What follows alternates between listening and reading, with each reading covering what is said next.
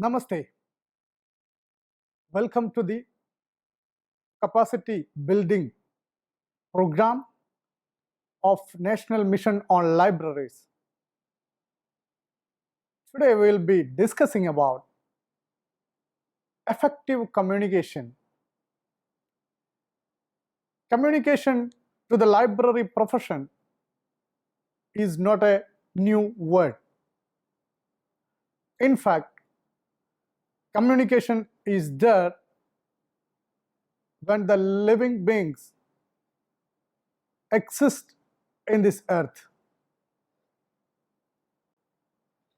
Every creature or living thing in this earth communicate each other.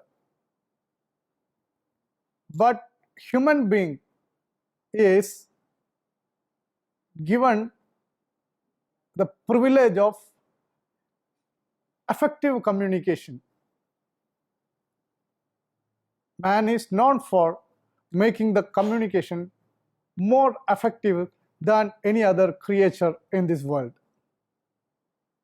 Now, how men communicate each other, or whether this communication is important in a library, that will be the discussion of today in this module. Now, communication can take place between two people, two individuals. Communication can also be between one person and many people listening to him. Or communication can be horizontal, vertical, or any kind of direction. It can exist depending upon the context. In this module, we will try to define what is effective communication and its elements used. Also, we will try to explore different aspects of communication which is required in library, and the importance of communication in library, which will help in enhancing the productivity as well as services in a library. Now, communication, to become effective, we need to see the fundamental aspects of communication. What is communication? In fact, the word communication is defined from a Latin word which takes its meaning from two words, one from noun and another from the verb. The noun is communis and the verb is communicare. So these Latin words mean that sharing something each other. So the ability to exchange feelings, emotions, ideas, information, vision with others can be defined as communication. Or it is a process by which the information is exchanged between individuals through a common system of symbol, signs, and behavior. Sometimes people ask whether language is required for communications. Sometimes people ask that is there any words or letter required for communication? A communication can exist in any of its primitive form, including gesture, posture, etc. But at the end, the man who tried to communicate and the person who tried to understand the concept from the center, we can name it as sender as well as receiver. So these two people, if they effectively communicate, what is sender sent to the receiver will be as it is what is understood by the receiver. So sender what intent to give, the receiver the same thing will be accepted in a best communication model. I have a figure in my slide showing here the process of communication. Generally there will be a channel in between the sender and the receiver. This is a common diagram of communication process. And the communication sends something through the channel. The channel can be air, like when I am talking to you, there are a lot of process happening. One is it comes to you as a signal through different medium or channel. The other one is that where this talk is recorded, from my words to the camera, it travels through air. So air becomes a channel, or the ice network becomes a channel, or maybe a wired connection becomes a channel. Whatever is there, there is a channel between one person and another. And that is how it takes place. So the process of sending the ideas from once, we call it as encoding, and it goes to the receiver through the channel. And what receiver receives will be depending upon the thought process of the receiver. So it is very important that we make very precise, clear, concise communication from the sender to the receiver. So the receiver decodes what is encoded by the sender. And if there is an issue in communication process, a feedback is given by the receiver that, well, I have received it in this form, whether it is right or not. Many times we use in English that I'm sorry, or can you repeat it, or what you intended to say, or did you mean this? This kind of feedback is being given back to the user. But in all types of communication, this may not be possible. This is possible when there is an interaction. So the Merriam-Webster dictionary defines communication is a process in which information is exchanged between individuals through a common system of simple signs or behavior. Now, effective communication is defined by 7 C's. The first C is that clear.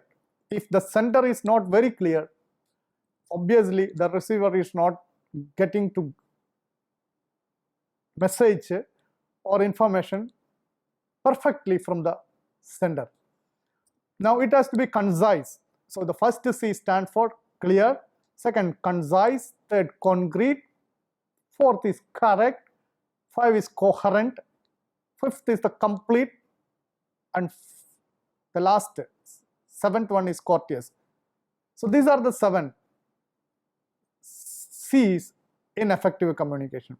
If you look at it, many of them are mentioning about the correctness, clearness, conciseness, concreteness, where sender has to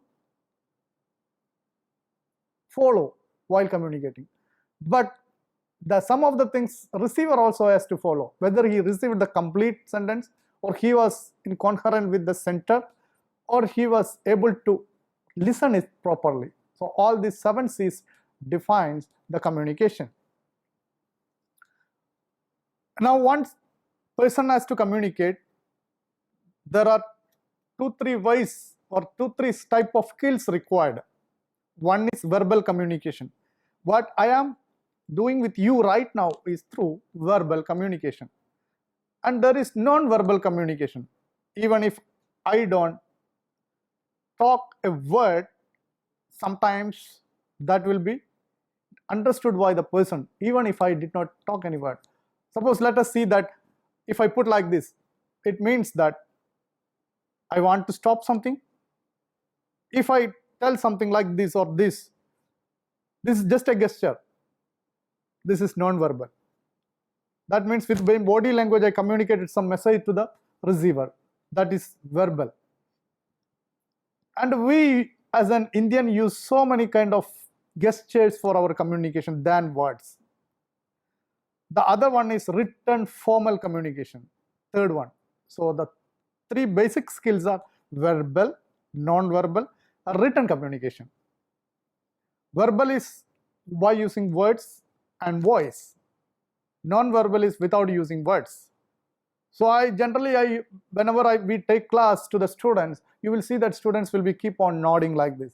This also is a kind of communication to the teacher, that they are understanding. Sometimes when we give some tough formula, then people may talk like this. That means they are not able to understand. So we have a kind of no in this direction, yes in this direction. With this, the society follows this kind of gestures without teaching or without learning from anybody. And sometimes I feel that some people know without doing like this or this, sometimes they might like this also, which makes it very complicated to understand what they intend to communicate. But normal ways, many of the gestures are. So I will not be talking much about non-verbal now. And the other one is verbal communication. So reading, writing, speaking, and listening, all the skills are part of verbal communication. Reading is written communication. Writing is also written. Speaking is the verbal communication. And listening and speaking is part of verbal communication. So these are the three basic means of communication. Now the sender has to decide which one is more suited for communicating your idea and message to the receiver. Now in the verbal process, verbal communication and non-verbal communication, let us see that what is verbal. Verbal generally use voice. So if you have a beautiful, soothing voice, people generally like you. If you are very having shouting voice, talk always in very high pitch, sometimes people feel it as irritated. So problem with using the same word by two persons also can define different meaning at context. Like what can be tell in many times, many types, many styles. If I am asking what, it stands for something. If I am asking what, that stands for something else. What? So voice modulation with the same word also can change the meaning of a word in different contexts. The verbal communication is very, very important to learn. And this can happen between two individuals. This can happen much more effectively when you are on a platform. So in library, we cannot rule out which kind of communication we require. Maybe 80% of the time you have to do normal verbal communication, informal. This verbal also can be formal and informal. Formal is that you go to somewhere on the stage or on a dais and start talking to a group of people. It can be also in a meeting where you chair the meeting and you talk to others. So this kind of formal model also can be there for verbal communication. And by creating a kind of modulation in the words, in the sentence, you can get the attention of the audience. If somebody is talking very long sentence, immediately he put a pause. Then everybody will be watching at him, what he is going to tell next. So this kind of modulation is one of the very good quality or parameter in verbal communication. Then using the exact words by expressing your thought in simple, clear, concise words is another art of communication. Some people are having the habit of talking very, very long sentences. They will start from there without taking a breath. You will find that the people are not even taking a breath for 1 minute, but completing a sentence. Such sentences or such a way of communication may distract the listener.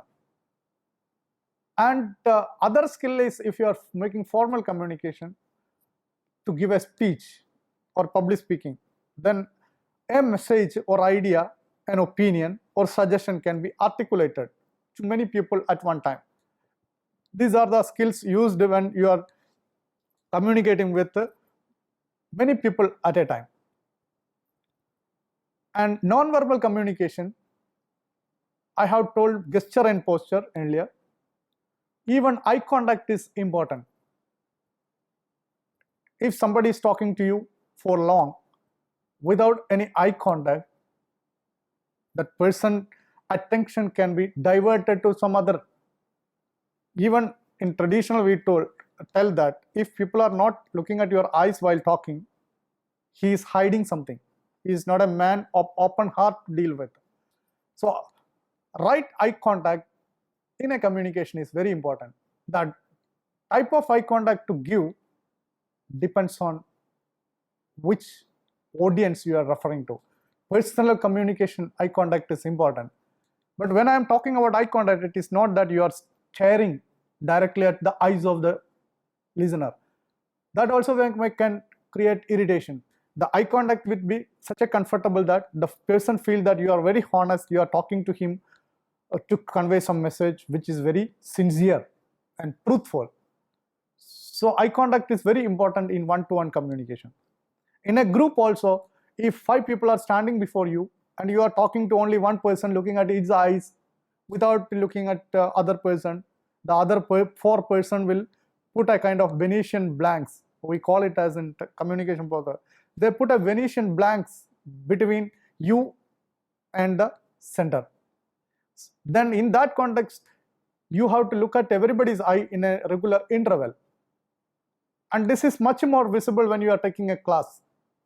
When you are library, sometimes you have to give user training. Sometimes you have to teach. Sometimes you have to give orientation programs.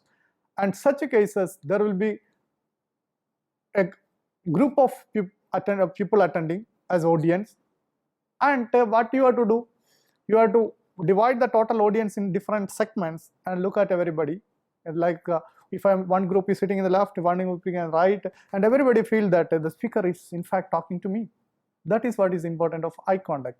Even in a big crowd where you are in a playground where thousands and thousands, 10,000s of people are gathered, there also, if you are looking at only one section of the people, the other section may gradually get away from your conversation. So communication and conversation. It has to be a conversation between 2 individuals. But to make it, eye contact is one of the best tool to make the listener listening to you properly. And posture and gesture, I already mentioned. There are different types of gesture, posture in sitting, standing, and when doing public speaking, while walking, all that. But an acceptable posture is required. The most accepted posture in communication is if a person is standing and bowing towards the speaker will feel that he is respecting you, the receiver. The listener will feel that he is respecting you. But if I put myself a little down and talk like this shows that my gesture is not good for the other person to accept me. So that is an arrogant way of behavior with a gesture. So gesture also can make you different types of styles while communication. This comes some part of again non-verbal communication. Then there is something called pause. Pause is required to make structs for certain words. If I call Rama killed Ravana, simple. But when I call Rama killed Ravana, so the activity is given. So there is a pause, Rama, then pause. Or even pause can be introduced in sentence to make the listener be curious about what you are talking. And pause can also distract the communication. If you give a long pause, talk, then keep for a while without telling, that sometimes also create problem. So normal pauses are required as part of non-verbal communication. Now every communication, most important is, I will come to it later, give any message with graceness on your face, a smile on your face. Once you smile, then other person will be very eager to listen to you and feel a kind of pleasant atmosphere to listen to what the speaker is telling, what the center is telling. So graceness with a smile is one of the quality to possess for a communicator. It doesn't mean that every time you have to smile or laugh. In a big audience, it doesn't matter. But in a personal communication, in a small group, it always matter. The people will feel comfortable when you smile. There is a saying that while you smile, many people smile, and the smiles create you more comfortable. So once you smile, other will smile, and the smile will become epidemic. Then there will be thousands and thousands more smiles because you smile. So smile, graceness pose, eye contact, gesture are the non-verbal communication. So wherever is required, it is up to an individual to decide. You have so many examples of world leaders, national leaders who use some of these qualities, and some pose in the speech. When I'm talking, some of the leaders will come to you. The graceness, always talking with a graceness, you will feel that, and eye contact and all this you can observe and understand. Now, these are the non-verbal four characteristic I call. Posture is standing, crossed leg, clenched leg, hands, all these are generally not accepted. And many people put crossed leg. Once you are putting crossed leg, no, we are comfortable by putting crossed leg, but sometimes the other person sitting in the other side may not be comfortable. So even crossed legs, when you stand, you are likely to be fall, and when there will be a small variation in your structure of standing. So posture is to be followed when you are generally talking to a group of people. And gesture is that too much gesture is also not.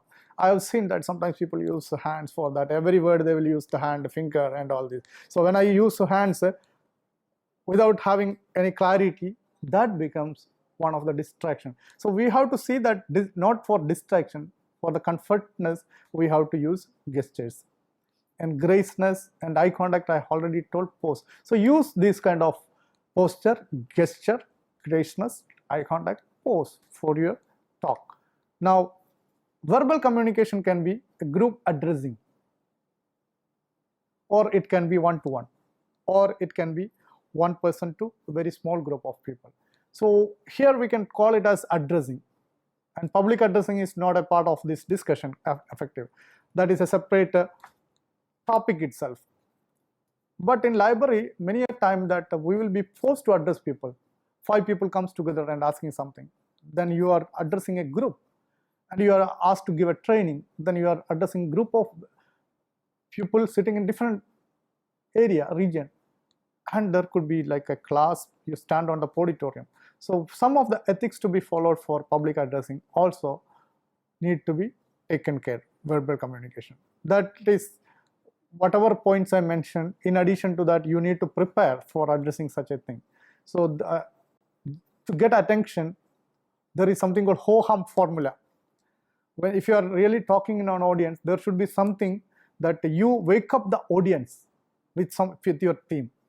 It could be a story, it could be a poem, it could be an incident, or it could be a startling statistics, surprising statistical figure. So such a kind of things you put in an audience in a talk, then definitely people will start listening to you better than what you expected. So the statistics, like the last year our library was having 1 lakh collection, and this year it has been increased to 2 lakh, almost 100% increase.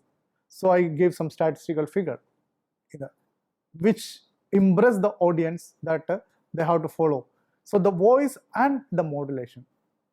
Modulation is a technique. We use it when we are talking with our children in home, when they are very naughty, you automatically raise your voice. Because your kids, they have to watch you. So similarly, sometimes we want to give some points very firmly. That time we have to mention with our modulation. And sometimes when you are talking something, we can decrease your voice. If you decrease the voice, that also will get attention. Why he decreased the voice? Is he going to tell something very serious now? That kind of. So verbal communication, after preparing the subject, how to give, that asked me. Generally, there should be 10% introduction and 75% of the body and 15% conclusion. So before addressing, decide on it, how you are going to introduce, how you are going to conclude. That will come 25%. And then whatever you want to say is body. So even if it is 5 minutes, 30 minutes, 1 hour, 2 hours, this formula can be followed. Now, reading skills are very important for librarians, because you librarians read a lot. Library professionals, they have to read a lot, not only just notification, procedure, etc. But many librarians are by virtue are good leaders. The reason that they sit in library, they get a lot of newspaper every day. They at least 10-15 newspaper comes, they go through it, and the books comes, new books comes arrival, then they go through. So reading skills. Now reading skill also can be increased by practice. I have a simple exercise here. I invite your attention to these words. I have finished files are the result of years of scientific study combined with experience of year. Question: how many F's are there? Now you start counting it. I'll give you 1 second time, 1 or 2 seconds, 3 seconds. Immediately you will tell 2. Just more. When I was preparing the slide, I asked one of my colleague, how many F's are there? He started telling 2. Then somebody was sitting near, no, there is 3, 4, but there is more. You will understand that you have missed some F unintentionally. Some of the F, the reading means we will not read all words, even if I am telling how many are there. So how many F's are there? Actually, there were 6 F's. Did you count it? Those who counted, you are a good reader. Now the basic of elements of communication is been told. What is to be done? The process, the center, the receiver, the feedback, the channel, verbal, non-verbal. Now how effectively this can be used in library, or is it required in the library? Library, you know that between your colleague you have to talk each other. That is inter-library staff communication inside library. And library staff, being a library professional, you have to interact with the user. So user and library staff communication. Then inter-organizational staff communication. Library should work with the other department, finance for budgeting and invoice for making the bills, and for administration and higher ups for the policy decision.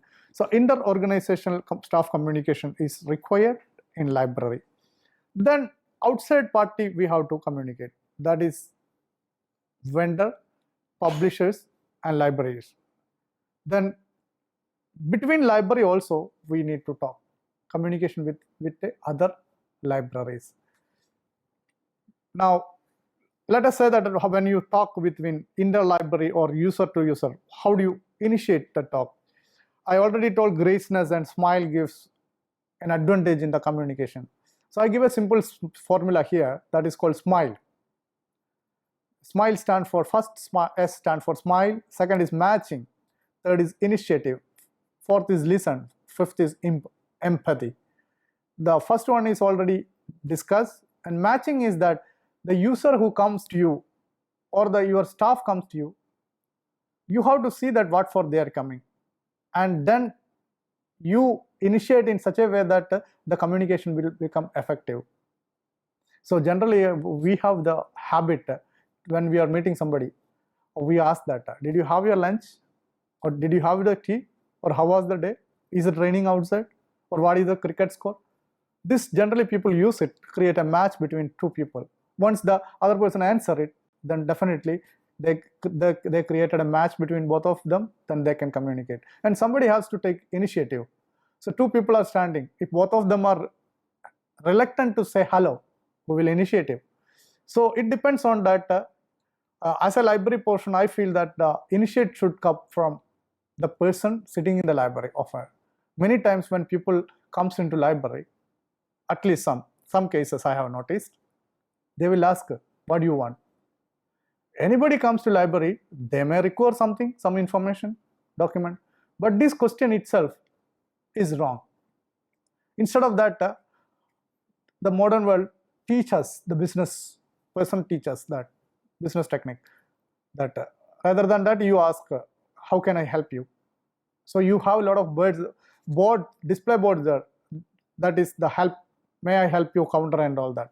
But effectively, if you are looking, somebody comes, you take it as a kind of offensive manner, that kya chahiye, what you do, like this. So that is not the initiative means that you give the promptness for the user to ask you something. Then you be a library person, listen perfectly, listen completely, listen with patience. Listening is a very, very good habit. Many times people feel that only speaking is the skill, listening is not a skill. Listening is also a good skill. Generally, when talking about listening, I remember about the Indian god Ganapati with big ears, because that many big ears are required for you to listen. So we need a big ear, a small tongue to talk, but ear to listen. So we need to listen more than what we speak. That is what is effective communication. So once both of people have started talking, finally is empathy. Put yourself in the shoe of the other person. If a user comes and asking something, if you are in his position, how will you react? So this kind of matching and making yourself as the receiver is what is called empathy. And the practice of doing it in scientific way, we call it as systematic desensitization. That I will not go into the detail of the part of it, but just introduce the term. Now, what are the context we need to talk to the user? If a new user comes, we need to give awareness, training about the collections in library. And any new user, start with what is available in your library. It can be in a group orientation program. It can be an awareness program, or if one-to-one also, somebody comes, you tell that these are the facilities we have, that give it in short time that we have these all facilities and services available. So giving awareness to the new user is very important in a library, which requires communication skill. Then sometimes we have to establish the rules and procedure of library. Procedure means policies of library. What time it starts, what day you have to return, how many days you get it to return a book, or what are the other rules to be followed in library. Silence is generally a term used in library. But now modern libraries, it is told that library should be a place even to sit and discuss, browse everything. The charter says so. That means we have to be very thorough about giving the rules and policies to the user. That is awareness. Then procedure to be followed in a library. Many a times these are all printed leaflet, but it is a good idea that we give it to the user as well. Then give good directions, part of communication, sense of directions, for like locating a book, locating some information, or searching on the book, or giving some services, current awareness service, new arrival, and signage in library, signage boards in library, or user guide. These are all part of communication. These are all printed communication using your writing skill. So this can be also part of your communication in library. Then inter-library staff communication. Let us now very precisely come to the group which are working in library, because communication is required in library. That is a topic. Inter-library staff communication. There are different ways of communicating. One is upward communication and another is downward communication. Upward is that you have to communicate with your boss, and the same voice, same words, same style which you are using with your colleague or for downward communication cannot be applicable in upward communication. So this is a flow of communication in two directions. So depending upon the style, upward or downward, generally in downward communication people ascertain something, bring that, but when it is on upward, you make a kind of request. But it is better that we follow the ethics in a library when you are communicating. And library user can be anybody. He can be a very, very senior officer. He can be a small kid also. But both students dealing with, we have to see that the user is very, very comfortable, whether you are. And I have put a peer-to communication simple here, 2 arrows. That means only same level communication between people. That will not all the time work in library, because library has to follow this. Because of this, the picture shows there is administrative level, they take the managerial decisions, senior level, policy decision and implementation, middle level, execution and interaction with the next junior level, then circulation desk is an example of junior level where you are there. And looking at this picture, can you keep away from any communication process, or any group you feel that they need not communicate. Perhaps junior levels should communicate more, so the communication skill should be learned by everybody. Now, negotiation is one of the skills required in communication in library. Look at this picture. What is negotiation? You and another person discuss. This negotiation is not only for bringing down the price, or it can be also for a compromise. Now, if I and you argue on anything, or we negotiate on something for a positive thing I am talking, I win, you also win. That is the result. If that is the result, we are successful in the negotiation. But there could be one chance that I lose and you won the case. Now what happened? The emoticon shows that I am sad, but I win with an arrogance. That is what is called arrogance. And you lose. Somebody is a loser in both cases here. And finally, you lose, I lose. That means the relationship is lost. So negotiation is generally to keep the relation intact without hurting that, but both of you win either in the price or in the compromise or in an argument or in that. So these skills are required in library negotiation. The more you negotiate, the more you are accepted by the management. But if you are negotiation with arrogancy, that always you win, that will happen for some time. After that, many people will not come to you for negotiation. So both quality has to be kept intact. And I have beautiful, both are arguing in different direction, pulling in different direction. But if you look at that, what is required for both, it was available. Finally, both of them sat together, then went to one direction. This is compromise, both sides, or this side or that side, and the objective is met. So negotiate to win-win is that. Then team management and teamwork is very important in library. Without a team, a library cannot be built up. So the team has to work together. The most interesting picture which you have seen, two people are creating railway track, but no coordination. One created, so they are all good in their work. What happened? Since it is not a teamwork, one went into other direction, another went into other direction. And team always give better service than a single individual does.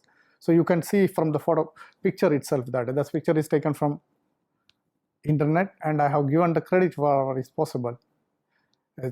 Then here the team itself, if you expand together, everyone achieve more. That is what is team. Together everyone achieve more. So teamwork is better than individual work, and to work in a team you need to have better communication. If every day we are not communicating well, then the team may get spoiled. The spirit of the team may not come out. Once it is we always tell that success always is because of the hard work of the team spirit. The team spirit is to be generated in a library to get things done. So team management and teamwork are two skills by using communication. And library clientele service. If you are dealing with the clients, what do you expect? Always see that the communication is there in the form of feedback, opinion, review, comment, suggestion, etc. So once you receive this, unless we promote communication in library, this may not happen. The more you promote communicate, the more feedback you get. The more feedback the more fine-tuning you can do with the system, so that the library services can go directly to the user in a better shape, or a better service can be established. And the awareness I mentioned already, library orientation and presentation is required, which need communication skill. User training, presentation, awareness, these are some of the tools which needs communication skill. And follow this communication skill, everybody can be a better communicator. And by sitting in library, people cannot individually grow. So networking is one component. Here I am not talking about a technological network, internet, rather than human networking. If you are a good communicator, many people will be communicating with you. They will like to, and you create in a group. When you are in a group, you are in a team. The team can achieve more, as I mentioned. And where are the possibilities? The possibilities are conferences, where you can communicate, list group, written communication, conventions, where you discuss ideas, symposiums, workshop. So it's getting a chance for any library person to improve the skills. Indirectly, you are improving your communication skill. By sitting in a room just reading, perhaps the skill of communication may not improve. And what I intended to tell here is that skill is something which can be developed. It is not inborn. And cycling is a skill. Unless you get into cycle, you cannot develop the skill. Swimming is a skill. If you are not into swimming, if you are not touching water, you cannot learn swimming in your life. Similarly, communication is also a skill. The more you like to communicate, the more you put into yourself into communication, then only the skill will develop. So network is a very good option to improve your communication skill. So librarians should think of interacting with more people to improve their skill. Finally, I have a slide which is quite funny, that whenever you want to communicate something, as we defined in the first slide, messages, opinions, ideas, information passing from sender to receiver is communication. So before doing that, think about 5 wives and 1 husband. We have heard about 1 wife and 5 husband in Indian context, but this is in the reverse area. I'll take it as just words like this. First, 1 husband is 1 H stand for how. If anything is to be communicated, first think how. Verbal, non-verbal, written, speaking, or meeting, whatever, that is how is you decide how to do. And then think about the 5 whys, very dangerous, that if you are not thinking about. This 5 whys stand for, first one, whom you want to communicate. Second, why you want to communicate. And third, or I will put it in the reverse order. First is what you want to communicate, whom you want to communicate, why you want to communicate, at what time, where, or in which place.